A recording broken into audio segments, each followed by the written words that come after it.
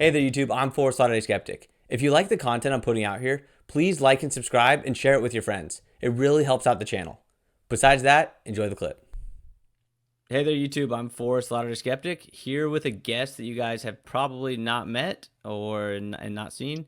It's another brother of mine, not Jacob from Thoughtful Faith, but it's my older brother, Danny. There's a lot of us, so you could probably do this for a long time, Yeah, actually. Have a new new guest every family. week. Yeah. But no, this is fun. This is fun. I mean, it's kind of what we already do. We talk, we text, we debate when we're in person, and you and Jacob have kind of done a good job of starting YouTube channels and discussing big issues, and it's fun to kind of be a part of it. Yeah, when I first I had the idea mostly because of Jacob, but it was a pretty easy transition. It was like, man, if we just were like, and I've been on YouTube long enough as a viewer that I'm like, I watch conversations like this and I enjoy them. I'm like, man, if I just make that move to actually record some of those conversations, there's an audience for it. So it was a pretty easy, once I got things going, it's getting easier each time for sure. Nice. And I'm definitely more of a written word kind of guy. I mean, English was my undergrad. I like writing. I think just the process of like, it's a little slower. So you have time to think through your thoughts and refine them before you hit send in a text or email, or if you are printing something, whatever. But if we printed the number of texts we've sent between all the various combinations of siblings debating morality, religion, whatever, we'd have like volumes of mostly crap, but some good Yeah, mostly stuff. crap. So Cool. Yeah. I figured it'd be a good place to start just a little bit of your background and your journey with Mormonism, yeah, as much so as you I'm the want to talk about. oldest. Yeah. Well, I'll be kind of brief for today. We're happy to talk about it. Nothing like secret. I think being open and talking about these things and being real are massively important for people, no matter where you are in your life, faith journey, whatever. So I'm the oldest of a big family. I raised pretty traditional Mormon, not in Utah, which I think does change things a little bit, but pretty traditional Mormon. I think at the time we were pretty mainstream, which I would argue is more conservative than it is nowadays. Like, we didn't play sports on Sundays or even watch like sports events on Sundays and stuff, like stupid things like that that I don't think are as big of issues as they used to be. But anyway, so I was raised Mormon, never like die hard. I mean, I went to early morning seminary, graduated early morning seminary before going to high school and all that, and went on a mission, went to Argentina.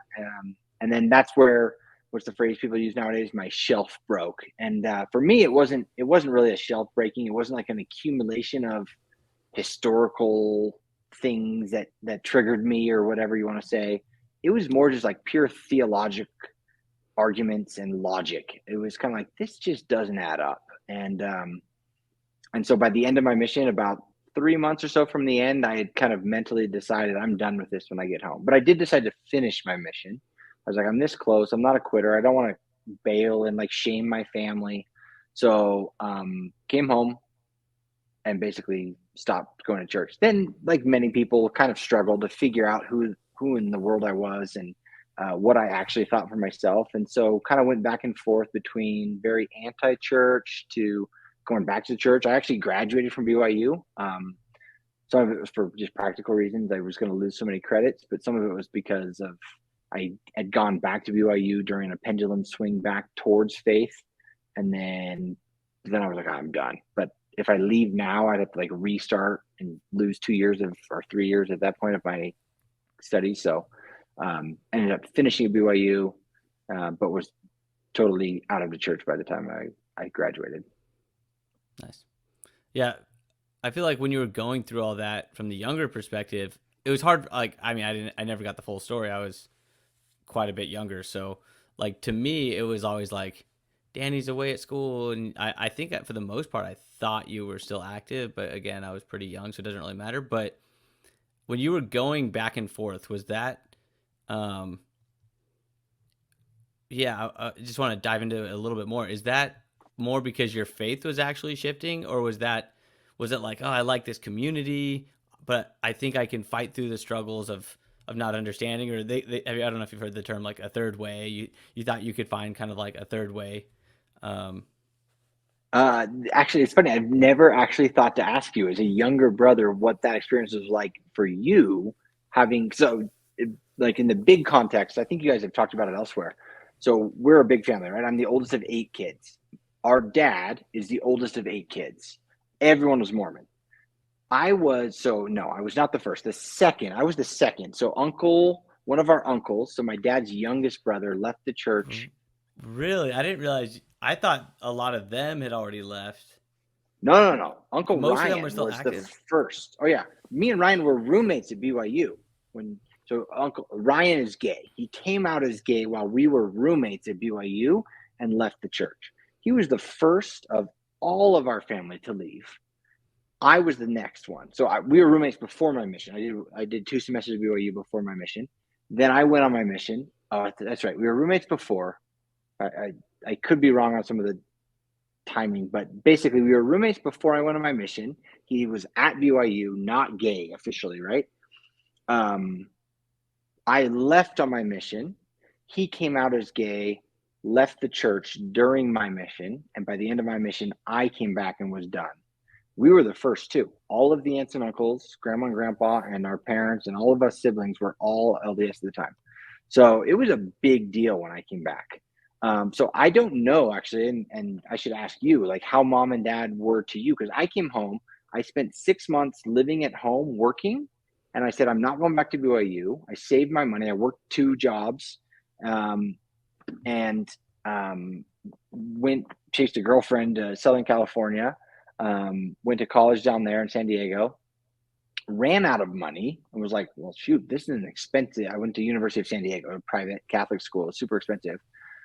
Great school, but I was like, I should not take out loans to pay for this.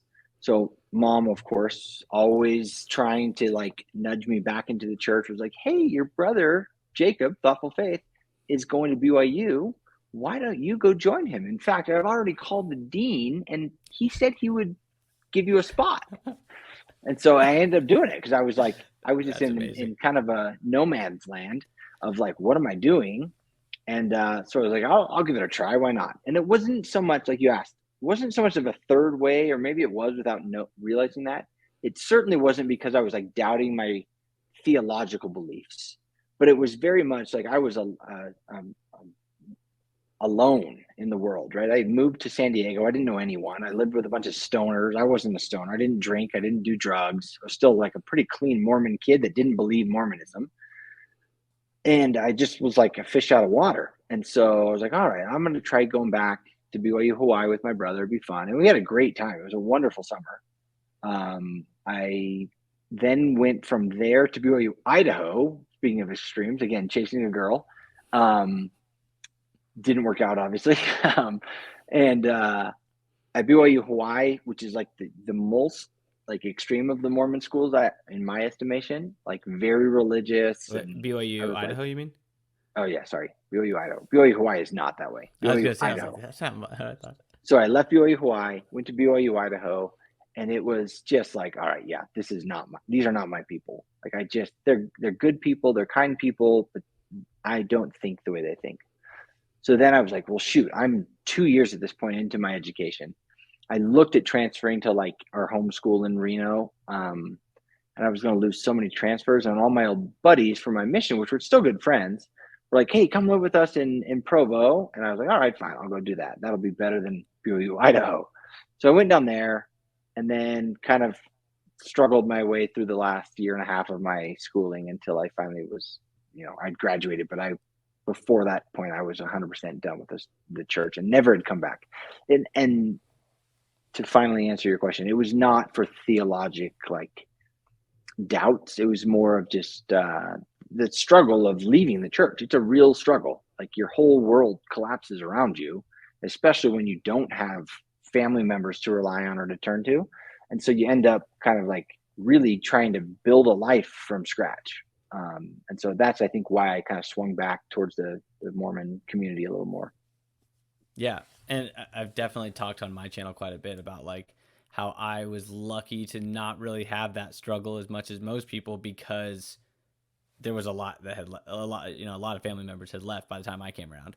So I it's weird in like the ex-Mormon community. I almost don't relate to that aspect, which is like a pretty fundamental aspect of the ex-Mormon community is like this faith crisis. I'm like, I didn't really have that, and I think the main reason is because you bore the brunt of it, and Ryan, and all the people early on. Yeah, no, it that was a huge part for me. I mean, it's because you're weighing, you're trying to be true to yourself, right? You're trying to be intellectually honest. Like my highest value became truth. Like at some point in my life, I had to struggle with what's my hierarchy of values, right? Which I hate that term, but it's a good one. Um, and truth became the top for me, even if it's uncomfortable, even if it's going to hurt people, right? Like I will tell the truth, I will seek the truth. And so that is why I left the church. And it was devastating for mom and dad. And it was a super hard period. I mean, for years, there's still some raw sores, and it's been, 20 years. Um, so yeah, that for me was very formative in how I view things and emotionally like developed. Um, and yeah, some people that's a big deal, some people it's not. And I don't think there's one right way to do it or one wrong way to do it. But um, like when I hear I think like we're very, you and I are very similar in a lot of our philosophical outlooks. I think the one strand that seems to be a little different is I have a little more empathy to the people who struggle leaving Mormonism than you.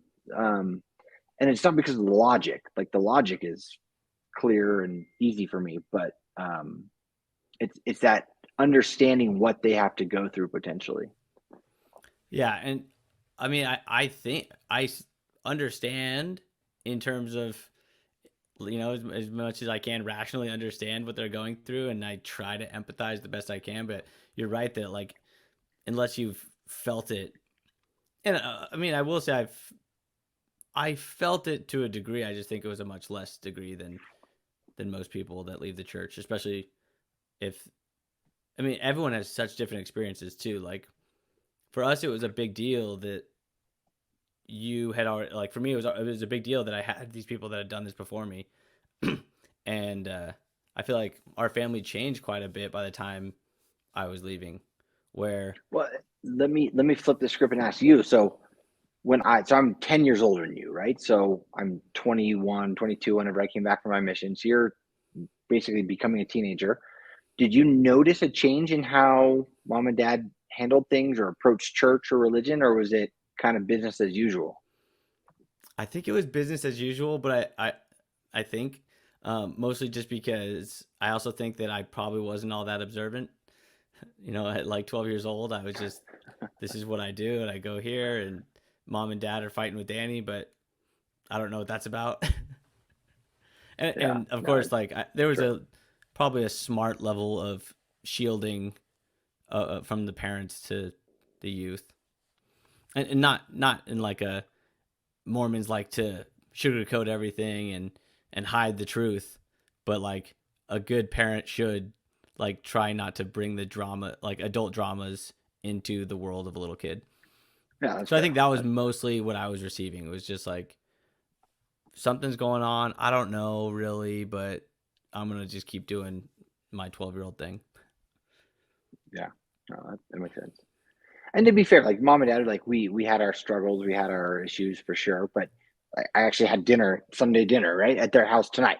I was there with my kids and wife and had a great time. We it's been a long road, but we have definitely figured out kind of like you and Jacob with your Still Brothers series. Very much like we have navigated these challenges, and I do think they're really legitimate and challenging. I mean, you hear people who lose their spouse because one leaves the church and stuff, and like that is just devastating. But in our family, we've managed to stay pretty close despite some pretty drastic differences in terms of Mormonism in particular, or even faith or anything in general. So I that's pretty cool nowadays. I mean, I just finished the Witch Hunt of J.K. Rowling series today, and like we live in a time where it is hard to get along with people on the other side. So kudos to our family for kind of fighting our way through it. And I want to emphasize, like, I do think, I think we fight our way through it. It's actually not comfortable. I don't want anyone to get this idea that like Oh yeah, even, me and Jacob, for example, like, and I mean, you're in the chats, like, there's some pretty brutal conversations. And like, who I feel like I'm pretty resilient at this point, will walk away from some of those like, man, that was rough. Like, that was I feel heavy. Yeah, exhausted. I feel like maybe our relationships hurt. So, the right thing to do, and I think, we do this quite a bit, is like, it's, reach out besides just in group chats and to debate. A good right. example, Well, Jacob just visited me out of his own volition. He just decided to come on up and hang out. So um, those are that's our, like, the counter to the punches that we were delivering earlier.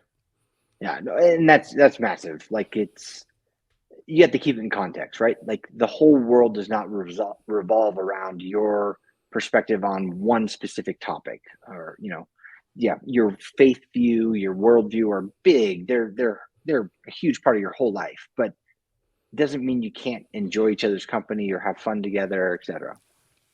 So you had mentioned that leaving the church, like, you thought it was a big deal, and you went through a lot of struggles. And I think that idea of somebody having like a faith crisis often in the ex-Mormon community leads to this question of like, what is our responsibility if we are leading people out of the church?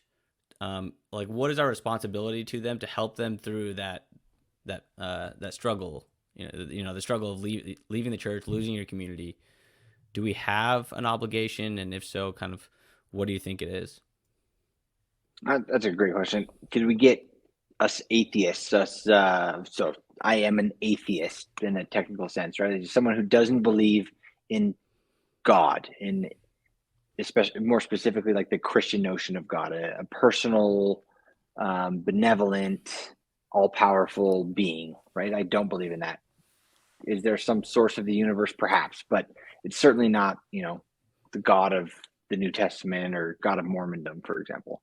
But anyway, so do we have a responsibility as we kind of try and push people away from that, or you know, And point out the actually, fallacy of that thought? sorry, can I actually back up one step on it? Yeah. Where do you stand on should we be, like, is Mormonism a problem, and if so, should we argue people out of it and try to get people to leave, or are you much more of a laissez-faire, let them do their thing? So I used to be much more laissez-faire, and it was actually you who pushed me. I remember one time you asked me, or you know, you said something like Mormonism is the cult, and I said no, I disagree with you. And then I remember having a nice little debate with you at some point. It would probably just be a text or whatever. And then I thought about it more and more, and then I researched the definition of tech or of cult, and um, eventually I totally changed my notion on that. And I do think Mormonism is a cult. And yeah, as a cult gets bigger, it becomes more accepted and maybe loses the label of cult. But Mormonism, by every definition, is a cult, right? Controlling information, super involved in the personal details of your life, like what you wear, what you eat, all those things, right? Like very powerful leaders and all those things. But yes, so I used to be more laissez-faire about Mormonism. Most and the argument in favor of that is like, look, Mormons are generally happy people. They're good people. Most people want them in their communities. They're good employees. They're good neighbors. They're all these things. But when you flip it a little bit and say, like, wait a minute, if your spouse was considering joining the Mormon church, would you just let her and say, you know what, look, they don't drink alcohol, they don't smoke, they're family oriented, they're, you know, no, you wouldn't. You'd say like, "Whoa, this is lunacy. Do not join this group. It's crazy." So I kind of flipped and like, all right, what do you care about your family member? Like thoughtful faith. This is a genuine debate I have with myself all the time: is how hard to push on things, how much to just let it be, because it is like Jacob's very happy. He's got a great life. He does really well. He's a great father, a great husband, a great brother, a great, son. He's all these things. Like, why disrupt that? Like, so it's a valid question. I just think that kind of going to the next step of the question is, once the phrase that people use is, my shelf broke. And I don't think of it as a shelf. It's like, it's your house, your structure, the world you live in comes crumbling down, and you have to rebuild it. And that's what I think why you see some people swinging so far in the other direction. And that's why I think a lot of people, a lot of ex-Mormons become very, if your classic Mormon is pretty politically conservative or socially conservative, they become an ex-Mormon and they go all the way to the other side. They become super liberal, socially liberal, politically liberal. They become woke, whatever. And I think it's just because they don't know what to do. They're like, I'm running from that, so I'm going to go over there. But the real process is you have to painstakingly rebuild your entire world, like the house you lived in, right? Like now you have to pick up each board, and an intelligent person is going to inspect each thing now one at a time and decide, do I keep this or is this trash? And you throw it out or you keep it and you use it to rebuild.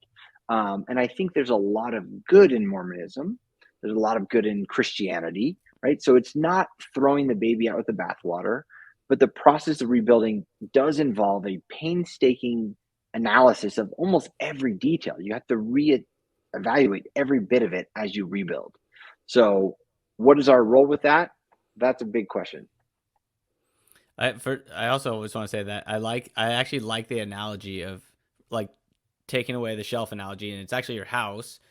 And what we should be doing is after your house collapses because there were some, you know, beams that weren't structurally sound, now you have a giant heap of wood on the ground that was your house, and you need to actually inspect each piece of wood and be like, this is actually a bad piece of wood that we don't want to build our house with because it's probably what caused it to collapse in the first place, garbage.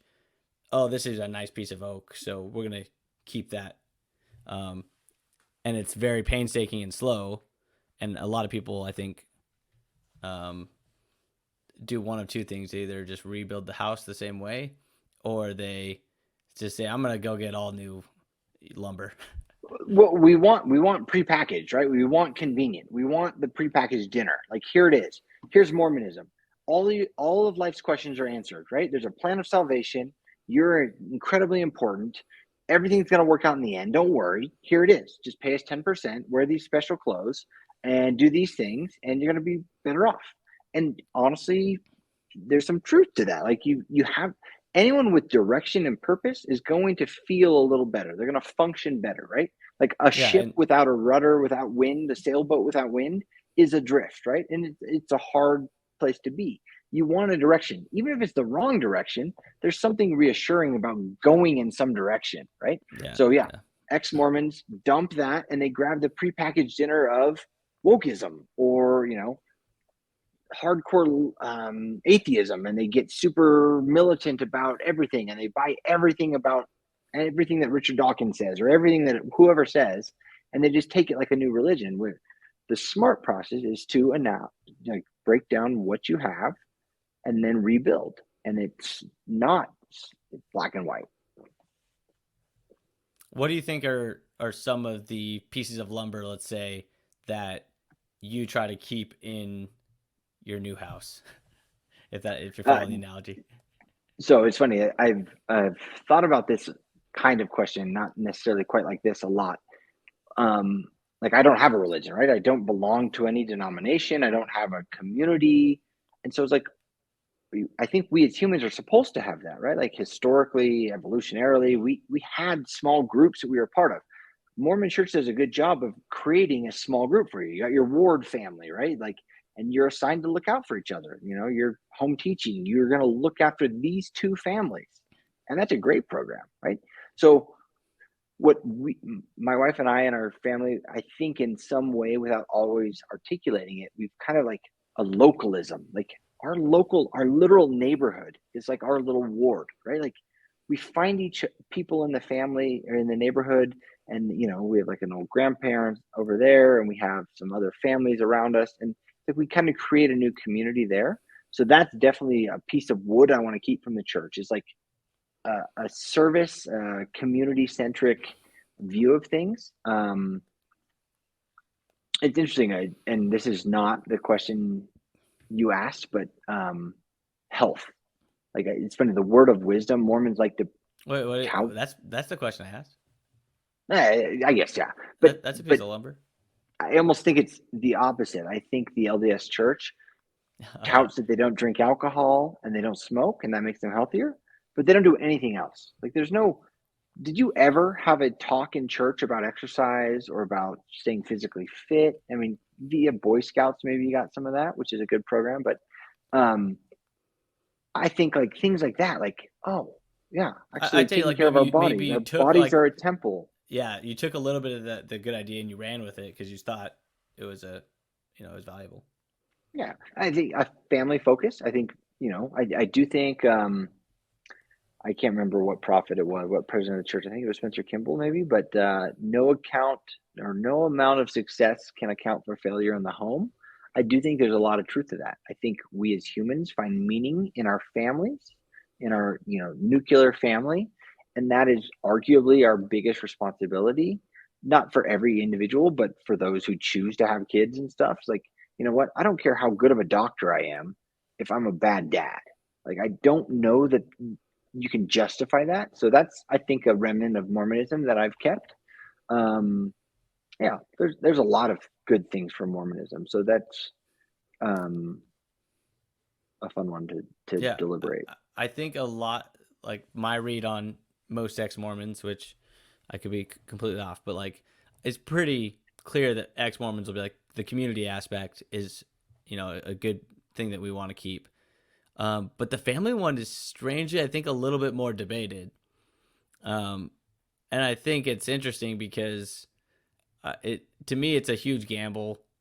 The risks don't weigh the rewards, and it seems like anyone that starts to play with the family structure too much ends up in some polyamorous relationship that ends up in divorce. It's like um, I feel like I've seen a lot of that in the ex-Mormon community, and it's bizarre to me because it's like that we accept the community aspect, but the family aspect, you guys want to throw it out really quick. And to me, it's one of the best pieces of lumber that Mormonism has to offer. Well, I think that even stepping back from Mormonism to just religion in general, like, I think that religion does well when it taps into what we as humans need, like when biologically need, evolutionarily have developed to desire, right? Like, and I think some sort of a structured life around us, a community, a family, a smallish tribe is very advantageous, right?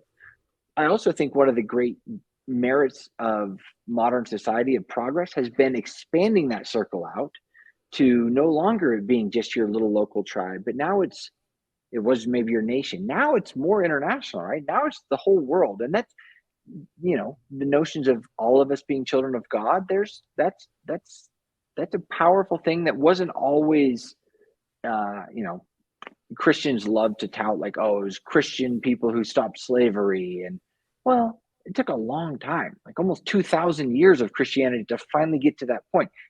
If that is what caused it, great. It's slow, but I'm glad that was the seed that Better eventually late than germinated never. into something. Right.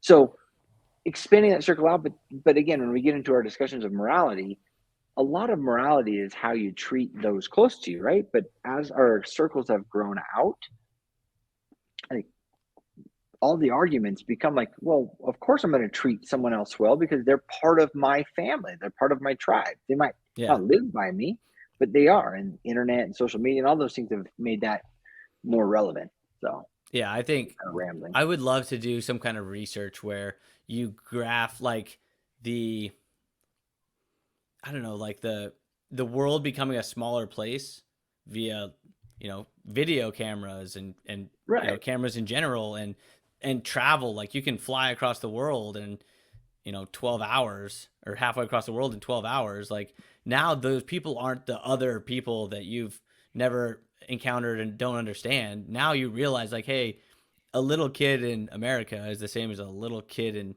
China, which is the same as a little kid in South Africa.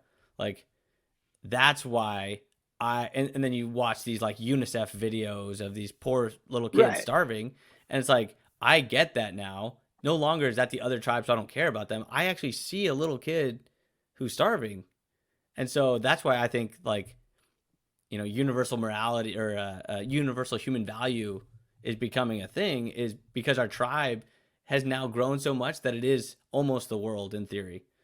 Um, so yeah, I Yeah, always love that point. amen. Yeah, I think that's.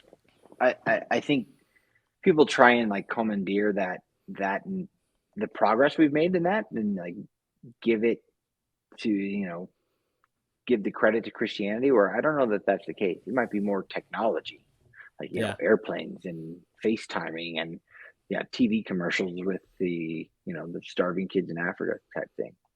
But to circle back to your question of what obligation do we have taking people away from Mormonism?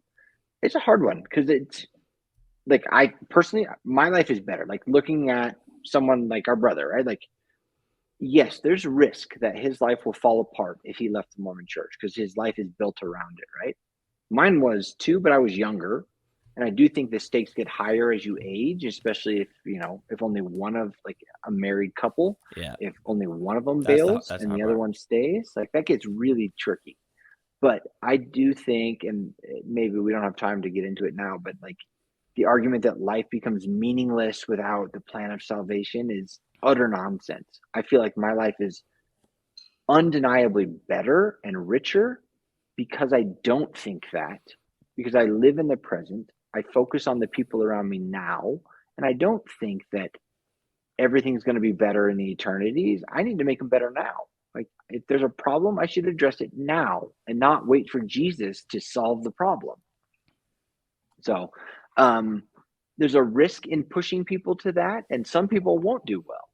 But I do think that I believe in the human capacity to um, navigate those challenges and find purpose, find meaning, and find their way to a better life. Is it without risk? No, and that's a fair discussion to have. Um, but I do think that we started at one point earlier, like the hierarchy of values. Truth is my highest value, and even if it's going to be uncomfortable, I think that people should pursue the truth, not the fairy tale they want to believe. And I think luckily, like I think most people agree with that, and so that's where it almost gives you a little bit of like, I think you want to know the truth, so I'm not going to be the one to keep it from you. And so that's I actually look at this problem from a lot of different angles. There's like the discussion of I value truth, and I know you value truth, so we're going to talk truth even if it hurts. There's those types of conversations. There's also the like you're a member of the church and what you're doing is actually causing a lot of problems. So that's a big motivation. Um, but yeah, there's a few things I actually wanted to hit on. One of them, I think atheists do a very bad job, and let's say just say ex Mormons do a very bad job of focusing on the faith crisis portion versus explaining how they believe their lives are better, if they are better. Because I think most ex Mormons leave the church, and I agree with you. My life, I think, is much better, and I think we don't really sell that as much as we sell. Oh, you're gonna go through this horrible faith crisis, and we forget to mention like you Yeah, go through this faith crisis, but the whole point is that we actually think you'll be get to this happier point. on the end or in the Yeah, end. So that's a good point. um, yeah, it's just it's a lot harder. It's easy to talk about the faith crisis, and then Yeah, explaining it's why got your more life is better sex is a appeal, hard. right? It's like Yeah. yeah. The other So thing is yeah, in this question, a lot of the times, um, I feel like if I'm talking to Mormons, a lot of the times they're kind of pushing this angle. It's the like classic, like what is it? You made them jump ship, and now they're adrift in the sea, and you have no ship to offer them. That always kind of sounds like this prepackaged meal that you were talking about. Um, and it's like the whole point of leaving is that you don't have a prepackaged meal. The whole point is that you get to make your own meal. And so, like when I hear that question, I'm like, you guys are missing the point here. The point is that now there is no one to tell you what meal it is. You can have whatever you want to eat. and you're not out in the middle of the ocean when you jump ship, right? You're like surrounded by beautiful islands in like 3 feet of water, so you can just like put your feet down and start walking to one of them. It's not like you're gonna drown in some Yeah, it's not like there horrible are sea. zero. Yeah, a lot of times I think these conversations get a little bit lost in analogy, and even tonight we've been doing a lot of analogy. Um, and sometimes that I think can you lose a little bit of like the granularity of talking specifics. True. And this is a Yeah. great example. It's like, oh, now we're adding islands and boats, and it's like really what we're saying is you'll leave that faith, and there's a whole lot of communities out there in the world that you can become a part of, and you can decide what you want. You can decide what community fits you best and fits your beliefs the best, and if you do that properly, you'll be happier in the long run.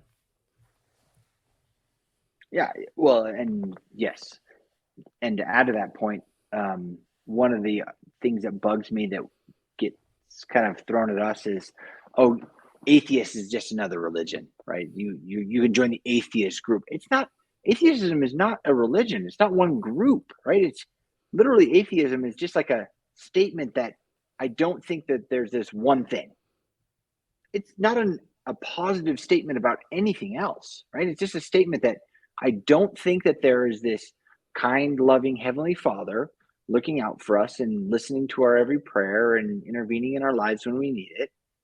That's it. It's not saying that you should be a politically conservative or liberal person. It's not saying that you should, you know, behave in this way or that way. That's it. So yes, you can go join whatever group you want afterward. It's great because, and you don't have to put yourself into one box. Yeah. Well, as you were saying that, I thought of another analogy now that we don't want to use analogies, but it's almost like we'll say there's the students that go to BYU, and then there's the students that don't go to BYU, and then a student at BYU points out like, "Wow, that student over at UCLA is a total woke person. You non BYU students are woke."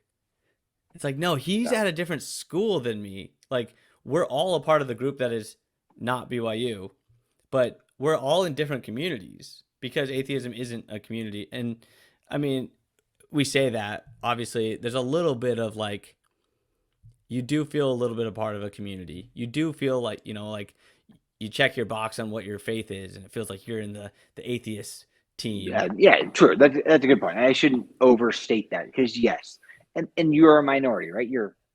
I forget there was a political poll some time ago I that think it's like a third. I heard it on Bill Maher. It's like a it's third. growing. It's growing big time. Yeah. Yeah, but it used to be one of the least like electable demographics, right? Like people did not trust atheists, but that's changing big time. And so you kind of feel like you're part of a growing movement. So there is some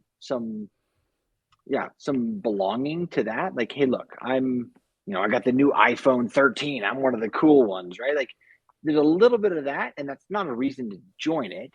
But yes, to pretend that we're not humans and we don't feel those sorts of emotions is not honest. So yes, it's not I a group, but it is a group at the same time in that sense.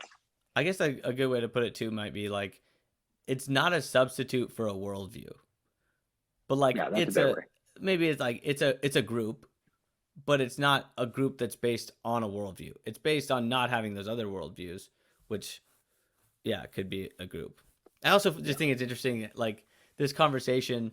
I guess there are some practical applications to why this conversation is important, but it's a conversation everyone loves to bring up on both sides, and sometimes I wonder like why are we even talking about like is atheism a religion? Is it a group? Like I don't know. Sometimes it seems like I don't even know why we're discussing that. I guess it would basically be I because think we did it because it gets thrown at us, right? Like people say everyone has a belief, everyone has a group, everyone has a worldview, right? And that is true, right? But they try and make it equivalent. They try and make it like, oh, you think I'm crazy because I believe Joseph Smith saw these gold plates and then got taken into heaven. You're just as crazy because you think the earth started from nothing and we're all just evolved monkeys and whatever. Like you're an atheist.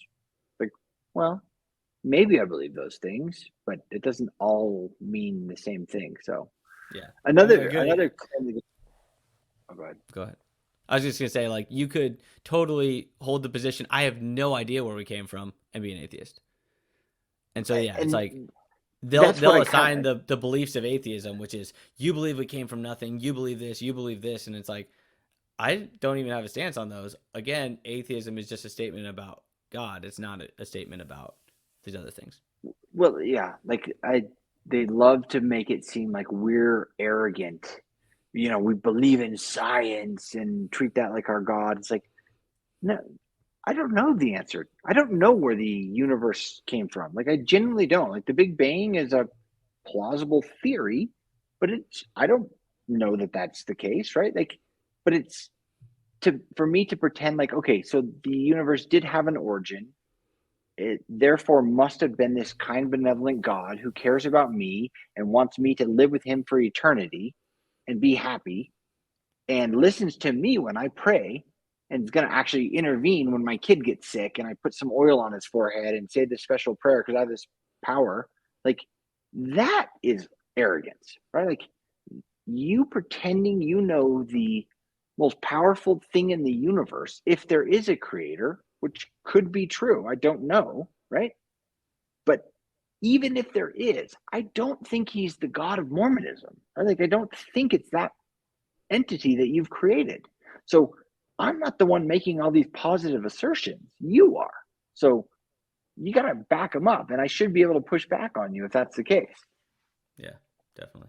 So we don't need to go down that train right now. You were gonna bring something up, and I interrupted. Well, I think the other argument that gets leveled at us is that atheists, we just tear things down. We don't build anything up, right? We don't give any stories. My counter to that is, well, yeah, we criticize the Bible in particular because we live in, you and I come from Mormonism, which is arguably a subset of Christianity, which some Christians will argue we're not Christian, some will argue we are Christian, but regardless, we come from a Christianity based framework, right? So we argue the Bible, we argue the Christian stories.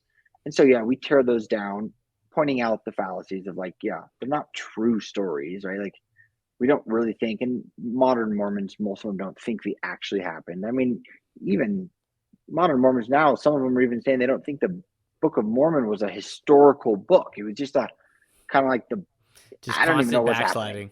Yeah. Yeah, it's like, I don't know what it is. But so yeah, it's not that we're tearing down stories. It's just we're pointing out you can't hang your hat on that one book, right? There's a lot of stories. I think the atheists, we do a bad job of selling or ex-Mormons do a bad job of selling the positives of leaving the church. I think we do a really bad job of selling. All of a sudden now we get to go to any book aisle and read all the books. We don't just get to read the Christian narratives, right? Like, we don't just get the Christian stories. We get all of them. Like, Buddhism, Islam. Like, how many people read the Quran? Like, there are great stories and morals in Yeah. all of these books. It, There are terrible espe- things in a lot of them too. But especially if now you're all of it's free game. especially if you're a believer that's like, oh, the Old Testament is there to tell us stories. It's not literal. It's like, if you believe great value could be taken from non-literal stories, then the world is your oyster. If you believe it's like, well, if you say it if it didn't truly happen, then all the power gets taken away. Then I'm like, okay, yeah. But most people are the former, and they believe, the Old Testament has all these amazing stories and powerful lessons and great wisdom to be taken out of it, and it's false. So it's like, if you take that level of scrutiny to any, meaningful, even nonfiction texts, or I guess fiction texts, then like you can extract tons of Oh wisdom. yeah, But people are yeah. so front side focused on like this one thing, this one book. It's like, I actually think you guys are. That being said, I'm not a huge reader. I guess I listen to audiobooks, so like I get my wisdom that way. But um, yeah, I No, do but think you're that you're exactly right. Like, they're I think, focusing on one book and they're missing, the rest of the library. well, if you read any book multiple times, you're going to get new stuff out of it every single time because you're changing, your context changes, right? Like, Zorba I love Zorba the Greek, right? The novel. I read that about once a year and have since high school. And every time I read it, I get new gems out of it. And so people will read the Book of Mormon because it's the only book they read every year, right? And they will say, oh my gosh, this is such a special book. Every time I read it, I get these wonderful lessons out of it.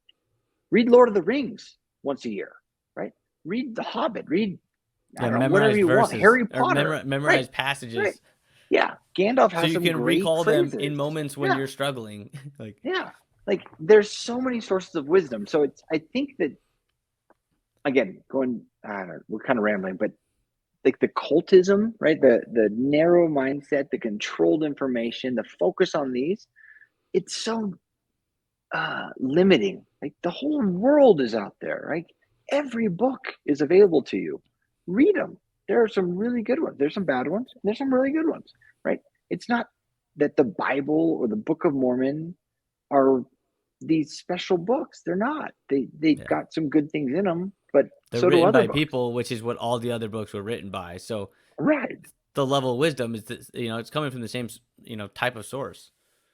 A side note on that, I just yesterday I think looked up. So one of the arguments Mormons love to make is that Joseph Smith could not have written the Book of Mormon. He wrote it in, I don't know, I forgot the number now. It's like 121 days or whatever it was.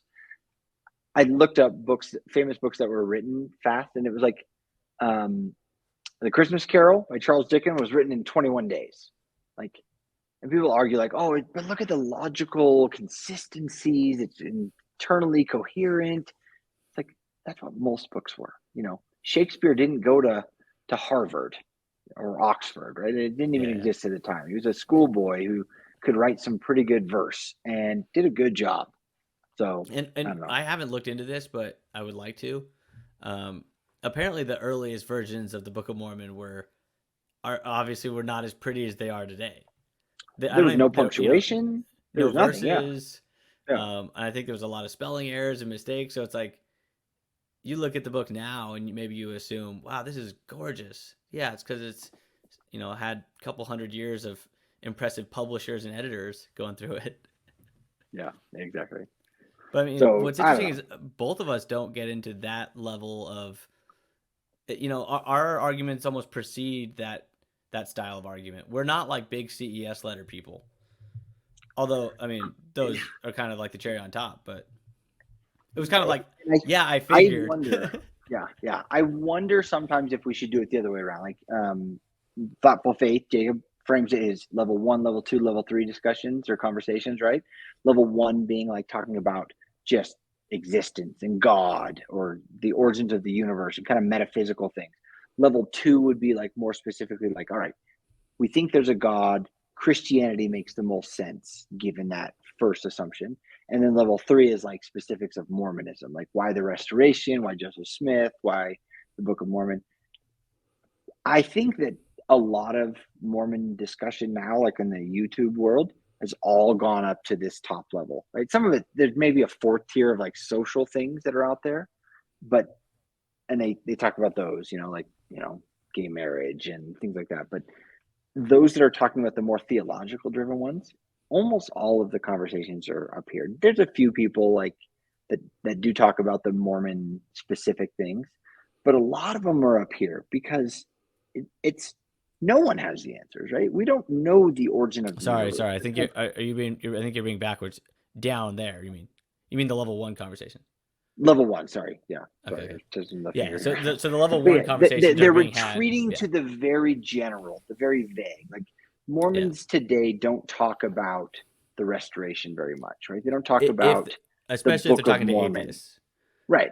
They don't talk about the Book of Mormon and Jesus Christ physically coming to the American continent, right? They don't bring that up because it's embarrassing. They don't talk about the pearl of great price and the scrolls of Abraham, right? Those Egyptian funeral papyrus that now they're like, they retreat from that and they're like, oh, it was just a source of inspiration and not literal translation. So they've wisely, frankly, in an argument sense, retreated to the general, to the just Jesus was kind and loving, and let's all be happy and get along, and not the explicit claims of. I sometimes wonder if we do hold that, Mormonism is a potentially dangerous group. I shouldn't say that. That's not a cult in the classic definition, right? And should we rescue our loved ones from it and expose them to a better life? Should we go after those very things that are painful and embarrassing or awkward sometimes? I think you on your channel and other people are kind and gracious and don't kind of put salt in those wounds. But the other conversations are very interesting. Like I generally enjoy them too. So I don't know the right answer. Well, and maybe that's part of the problem. One of the conversations is enjoyable because there's a little bit of like genuine discussion to be had there, and then the other one's just more like just pouring salt in the wound. Yeah, yeah, Um, and it's hard to, yeah, with a brother who's a genuine believer. You don't want to beat him up, right? You don't want to feel like you're just attacking him all the time. He doesn't attack us, and so we don't attack him. It's like it's a two-way we have less street. things to attack, though. It's true. We have less claims to attack. Um, but I will say that so one of the pushbacks to that idea that I get and I hear a lot in the ex-Mormon community is basically like that argument's been had and it's been hashed out, and anyone that wants to go read the CES letter or hear all these things is kind of like it's there. And I agree with that for the most part, but I guess it's not necessarily a matter of coming up with new ideas, but also I do think that maybe kind of like reading the same book over and over, like you're a different person at different points in your life. And so getting re-exposed to something that maybe you had heard before, maybe it's not new, it might affect you differently at a different time in your life. So I do think that the recycling of, you know, the obvious things that, us ex-Mormons know or think we know sometimes can hit someone pretty hard at a certain phase in their life. So, but again, you don't want to be a bully. You don't want to be a jerk. So kind of that weird dilemma of respecting people's beliefs versus trying to point out what you genuinely think is false. So it's a hard one, yeah. especially when it's people you care about, right? Like it's easy to just get on YouTube and rant and rave to a generic audience, but when you have a family member or friends that genuinely think and hold very dearly certain beliefs that you're attacking, it becomes a little trickier to navigate that. That reminds me. So I actually remember when I had left. I think similar to what you were saying. Like I had more fundamental level one type of philosophical problems with the church, and um, but I still did my homework on level three type of problems with the church, and came across the Book of Abraham and the problems with the Book of Abraham, and I thought it was like you could take away every other you know counter to Mormonism, and I still think that one was so powerful that it could do the trick. And I was like, I had been talking back and forth with mom and dad, and this one day I had a conversation with mom, and I was like, Mom, I'm gonna lay this on you. You don't want to hear it, but I gotta let you know because it's true. You got to look into the Book of Abraham. It's crazy. It's not real. And she's basically like, "Oh my gosh, that old thing! Like I've known about that for a long time." Blah blah blah. First of all, I have no idea. Maybe she was just lying, but I do actually get that from people quite a bit. Jacob, for example, he could argue all of the ex Mormon CES letter issues to us. So it's like someone like Jacob, none of that is new. And you're actually seeing. I don't know if have you seen Saints Unscripted, the YouTube channel? I've seen like 2 episodes, I think. Yeah, it's like a little bit younger audience, and even Midnight Mormons, all those guys, like they now have gotten better at confronting those issues head on. And so a little bit of that sting is actually getting taken away. It's interesting to me because I do think that psychology comes into play, right? Like once people have decided to believe something, almost nothing's going to change it. It's that, Jonathan Haidt, the elephant and the rider kind of stuff. Once someone doesn't like, so with our own dad, I remember at one point, when I first came back from my mission, I can't remember the context of the conversation, but basically he agreed with me. He's like, yeah, I don't believe the Book of Mormon is a true book. Like I don't believe that. I was like, what? How are you still Mormon if you don't believe the Book of Mormon is what it says it is? Like it's the keystone of our religion, right? Like how is this happening? I've since thought about it, and it's like I put truth as my highest Yeah, value. he's got loyalty. He puts loyalty, right? he definitely puts loyalty or tradition or consistency or something else. So even if something's not true, but it serves that purpose of creating cohesion and a unifying story for his family, whatever, he's going to stick with it, even if it's nonsense. So that was pretty insightful to me. Like, okay, not everyone's approaching this the way that you or I have. Like, I'm trying to get to the bottom of this. I want to know what actually happened or what's actually real. That's not what everyone's after. I mean, we have another sibling that is a whole other discussion that approaches all of this from a very different perspective. And it's more along those lines in terms of, um, yeah, stability and structure and stories to tell and, tradition and will swallow things that you or I wouldn't swallow. Yeah, a little bit more of just the pragmatic argument, but like the reason the pragmatic argument is even possible, because to me it's like the story loses how to, like, you can't say like, oh, I all how do I put this, I am striving to get to the celestial kingdom, and like once you take away the literalness of all that, then all the reasoning starts to fall apart. But this sibling seems to be able to accept that because we don't know about the afterlife. So because we don't know, we can just kind of say, since this thing's working, I'm just going to go the way, go with what works, and then just say, I don't really know about the other stuff. So maybe I'm wrong, maybe I'm right, but no one really knows. So I'm just going to send it. Which, It is an interesting approach. Yeah. yeah, for sure. Interesting that you brought up that conversation you had with dad, though, because I had the same conversation. And there's a part of me, I think even at the time, where I was like, of course you don't. Like sometimes I think that like no one believes this. No one Right. actually No, believes these you're a things. smart person. Yeah. Everyone is just like dad, and that they pretend to believe it, or they say they believe it, but deep down they're like, of course I don't believe that any of this happened. There's no reason to Well, it's believe any of this happened. right. It's a little bit of the emperor's new clothes, right? Like no one wants to just outright say it, but they recognize the utilitarian value of it. Like look, it brought us together. It's keeping us together. We're doing a good job, like, and that becomes like the justification for it, which Yeah. I don't like. So, Well, I think it makes you a liar.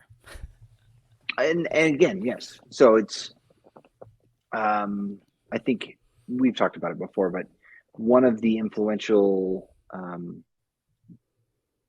I was not a YouTube really wasn't around when I left the church, but I remember I read The Age of Reason, right, by Thomas Paine. And there are a couple lines in there that are just zingers. They are so good.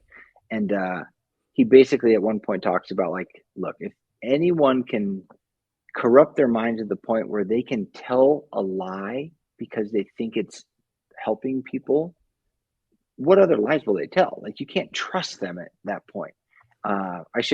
We should post the actual quote overlaid over our faces here, Yeah, I'll but try to find it.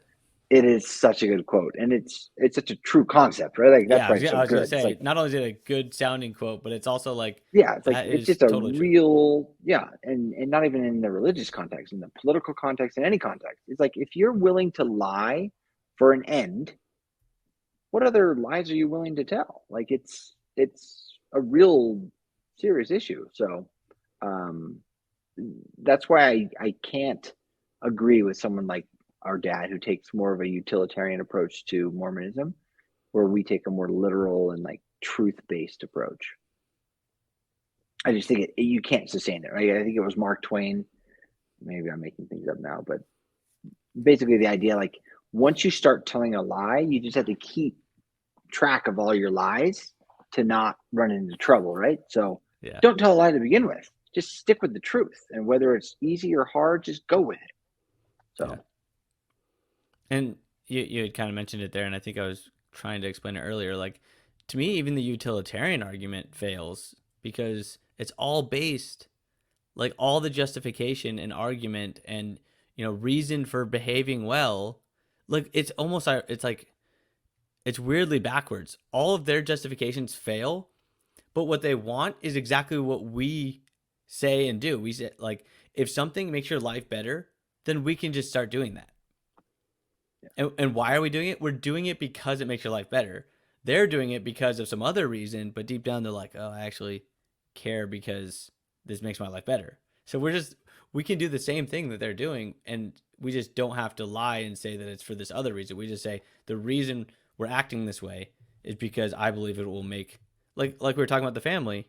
Um, we don't need to say like, the family is part of the plan of salvation, and um, like that's why it's such an integral part of what we do here on this earth, is because in the afterlife that's super critical. We say believe in a nuclear family now because people that have nuclear families now seem to be happier and do better than people that try, to mix that structure up. So yeah, it's confusing. No, and yes, agreed.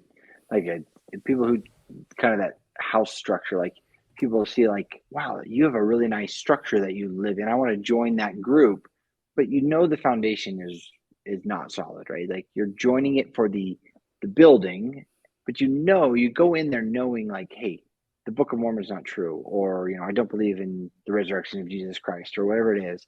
But that Christians do well in life. I like the community of Christianity, or I like the hymns, or whatever it be. People who do that and yet kind of don't really buy it completely, but they're kind of going it for the fruits, if you will. It's like you're singing a song in church sometimes, literally about like the wise man building his house upon the rock and the foolish man on the house of sand. Like you're on sand right now, and you're willingly going into this structure, sometimes quite literally, to get some sort of an external benefit that you think you're going to get. Like, again, this is where the criticism of atheism is fairly valid. Like, we don't have these communities, right? Like, we don't have songs we sing together and rituals we go and attend once a week or whatever, and sermons of some sort. So I can see why people turn to something prepackaged again. But it's like, if we get enough people, let's start making a new sort of community that's not based on something we all agree is not genuine. So I don't know. These are complicated issues. I mean, I don't want to make it. I Sometimes I think the atheists get painted as, and maybe fairly so, as overly confident. There's a lot of nuance. There's a lot of tangents, branches off this tree that have to be attended to, and so it's just like a never-ending discussion. Yeah, the way I feel, and I try to emulate this when I talk, is I feel pretty confident about certain claims, but I think maybe what gets missed sometimes is I don't always, for just practical reasons and normal life reasons, like I'm not always highlighting all the problems that are real problems that could come with being an atheist or come with being Mormon or whatever. Like, just because I'm not mentioning this set of problems that are real, if you abandon your faith, and I think there's an assumption like you guys think you have it figured out, but look, there's all these problems in your guys' community also. And I'm like, yes, I agree. And just because I wasn't talking about those every single day doesn't mean that I can't clearly see these issues. I guess the last thing I'd like to discuss is what do you think it is about how our family has interacted that's made it so that way we can have a lot of these hard conversations and for the most part come out still with decently good relationships with each other. We haven't completely self-destructed like is completely possible with these hard conversations. Yeah, no, that's a fair point, and I think it's a massively important point because it's um, you can debate whether it's worth it to sabotage a relationship over religion, right? Like, I think sex, money, and religion are like the three top things that couples fight about. Families are probably something similar. Um, and yeah, you got to pick and choose your battles. Like, do you want to strain relationships to prove that you're right about some specific topic that maybe you will never know if you're actually right about? I think our family's done a good job. One, we have a foundation um, of being together. Like we're a pretty close family, right? Like, we grew up. We didn't have a lot of money. Like we were kind of lived out on we call it the farm, right? Like little bit of land and kind of like traditional wild barefoot kids. And we grew close together by playing together and spending time together and all those sorts of things. So we had a good, like, mom and dad have a great marriage in many ways. Like they're not perfect by any means, but they're still married after what, 42 years now, I think. They treat each other pretty well. Maybe some people would argue with that, but like all things considered, they have a pretty good marriage. Our family has good kind of just relationships among themselves pre all this Mormon stuff. And then on top of that, I think we had a history in our family of discourse, like of debate.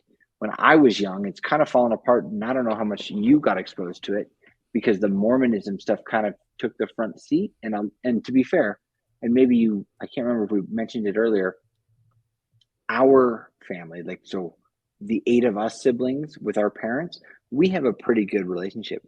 But the whole family is pretty fractured now. And a lot of it is because of Mormonism or lack of Mormonism and leaving Mormonism, right? So it has not been true for a lot of the family, the extended family. But for our family, we've been able to stay pretty close.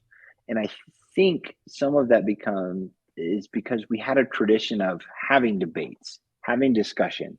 Like I remember as a young, at about 12 years old, listening to our uncles and our dad discuss free trade, different political things, like just like heated debates, kind of like we have now with a lot of the religious things. There weren't so much religious topics as I remember, but there were a lot of political things, um, but heated debates, but in a friendly way over dinner, our big extended family get togethers. And so I was able to model, like, hey, having these conversations doesn't mean I don't like you. Like, I can disagree. Like, I remember dad was very isolationist, anti free trade, and Uncle Patrick was very free trade. And I remember listening, and Uncle Gavin even was there at the time. Like, you don't have that, I don't think, because by your time of remembering that, things had started to fracture. So I remember, like, as a 10, 12, whatever I was, like listening, like, wow, this is really cool. These are grown men I like. They're cool. And they are having a fun, heated discussion respectfully. And yet we're all sitting around having a good time. So I think that kind of, and it's funny when we have our debates, like we kind of cycle through who's the moderator, right? Like in the same conversation, like if it gets heated between, Jacob and I, you will kind of diffuse it a little bit and play the moderator or throw another question out there. Or you and Jacob or you and someone else start getting at it. I'll jump in a little bit. So we just have been able to navigate it pretty well. I mean, certainly I think feelings get hurt sometimes, but we also come back around and recognizing the big picture that, who cares about free trade or isolationism? In our real lives, what matter are how well we get along together and can we enjoy a dinner together. Um, so yeah, I think we've got a decent big picture that keeps us together. Yeah, it's it's interesting. I haven't thought about it in that way, but you're totally right that I think our family used to be much more like politically focused when it came to like discussions and debates, and now religion has totally taken the front seat, which has been interesting because a lot of people I think are because it's religion they discuss less because the stakes are even higher than the political stakes were. So like they don't feel as comfortable getting involved in those discussions. But another thing I wanted to bring up too was I think we have siblings that would say you guys are spot on right now in that like who cares about morale, these the like philosophical moral discussions and these fights over truth claims that we're not exactly going to be able to solve anytime soon. Who cares about isolationism? Every time you guys discuss, you end up fighting, and there's only potential to hurt the relationship. I don't know if you feel that way. I feel like there's certain siblings that kind of have that mentality. Like, can't we get along? Not talk about religion, not talk about politics, and just enjoy each other's company. I guess No, I'll send it over 100%. to you. Like, Just thoughts and questions, or what do you think about that? yeah, yeah, just round this out. Yes, 100%. And there's some legitimate merit to that question. Like, what are we accomplishing with these discussions, right? Are we actually doing anything good? I mean, I think in my own life, these kind of conversations, I remember on my mission having a conversation about, did Adam have a belly button?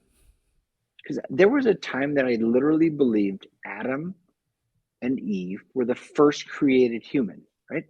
And so the debate was, well, if he wasn't born of a woman and he didn't come from a placenta and didn't have an umbilical cord, did he have a belly button? Like, I had a 5 hour conversation with some good friends on my mission about that. It was one of the best, one of the few things I remember of my mission.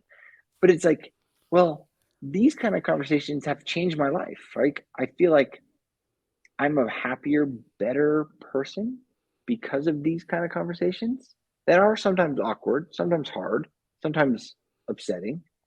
But I do think, again, the truth is what ultimately will set you free, to quote a wise man. Um, so, yes, I do think they matter. Do they need to happen all the time? No. Right. And that's where some of our siblings, I think you're absolutely right. Like, it's not the time and place sometimes to have the conversation. Like, let it go. Just enjoy dinner. You don't need to poke the bear and throw out some provocative comment about political or religious or moral things, right? Like, just enjoy dinner and shut your mouth, right? And So what it was makes a it extra good hard group of too us is that way.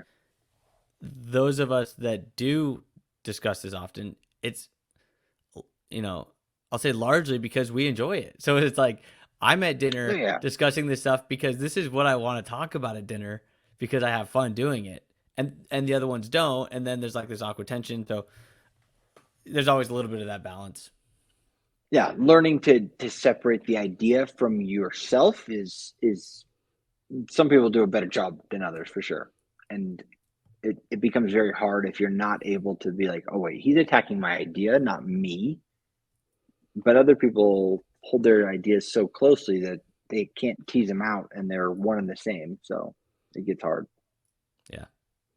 Um, So, and I just wanted to echo what you said, and I couldn't agree more that people that like blow off these conversations as if they're just an exercise in thought, like a thought exercise rather than like having any practical um, changes in the real world.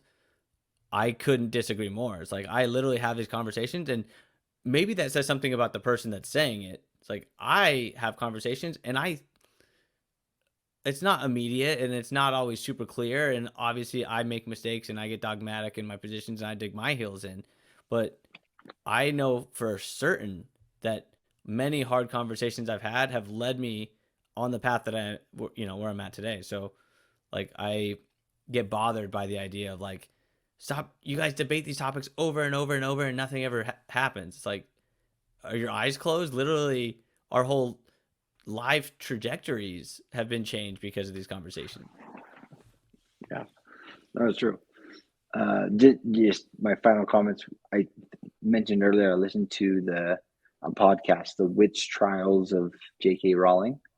Uh, and one of the points, the hostess, she grew up in that Westeros Baptist church. I used to like protest in front of, like, you know, Oh, is it the same one that veterans does the funerals it and does the stuff. she does the Sam Harris Essentials? Yeah, she's the voice. Yeah, she's the voice of the Sam Harris, like, compilations or whatever.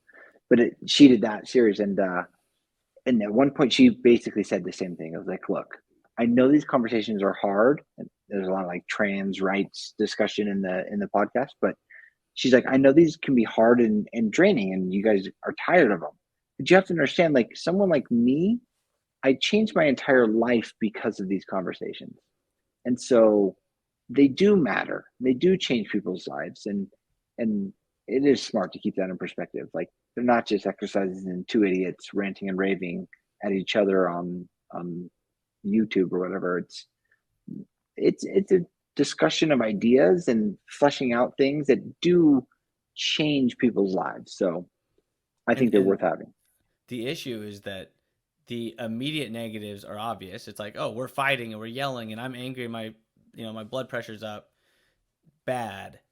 But the benefits of it are a little bit harder to like really put your finger on, and so that's why you always feel like you're in this, you're in a little bit of a losing debate when you're trying to argue like, no, these conversations are really important. It's like point to where it's important, because I can point to where it's not important, or like where it's bad, and it's right now because she's crying. You know what I mean?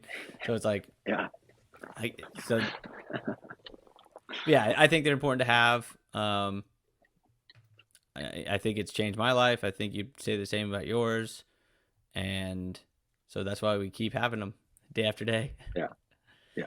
And yeah, literally via text. We should start just live streaming our texts. Our text That would stream, be yeah, another fun one. yeah. But no, we should do Uh, another. Maybe we should try and get a bigger group of crazy Hanson siblings so we can all try and interrupt each other and talk over each other. yeah, See we've how been that a little goes. bit too polite to each other today. Yeah, this is not I, normal. I will say to the audience too that I think me and you are probably about as similar as our siblings get in terms of their beliefs. So I think having other siblings on, I know I've already talked to a couple others that have said they'd be down, but I think they would add a little bit of variety to the discussion, Yeah. including Well, it was fun. including Thank you having very much. Jacob on. Yeah, yeah, yeah. It'd be a fun discussion. I think you used a phrase at one point, like we did a star cluster of people all kind of exploded out of the same starting spot and ended up in different spots. You and I definitely landed in pretty similar spots. So, our worldview is pretty close. In fact, we should maybe try and find out where we disagree more because I'm still not sure where those spots are, but I take that as a sign of you being a very intelligent person. Nice. All right. Anything else you want to say? We'll wrap it up. Any last words? No, thank you. It was fun. Keep up your good work on the channel. It's fun watching you, and I think you do a really good job of being genuine and asking good questions and addressing relevant topics. So, thanks for letting me chat with you. Cool. Appreciate it. And yeah, we'll do more, whether it's just one on one or we'll have some siblings on or something, but more to follow for sure. That's all I've got. I'm Forrest Latter-day Skeptic, and thank you for watching.